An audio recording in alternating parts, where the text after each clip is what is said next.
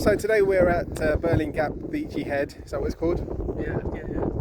And it was a very sad moment that just happened. I decided to fly my drone. My cousin Nindy here, known as Zenquility, was like, are you sure you want to fly over the cliff? It's quite windy. It even told me on the app, it said it's not going to be able to fly, it's not going to be able to return home if anything happens because of the wind. I was like, oh, that's fine, I'm a pilot, I've got a license, right?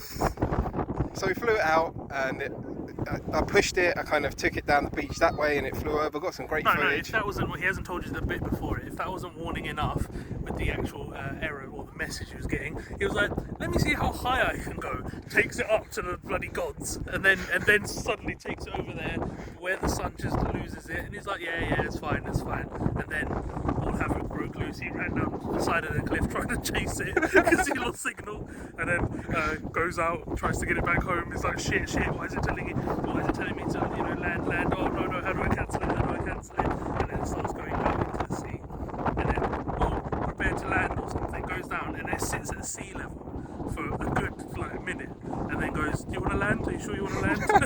No, he kept trying to cancel it, then eventually the demise in the sea. So there you go, rest in peace, Drew. Thank you very much for the truth, because I wouldn't have told you that story.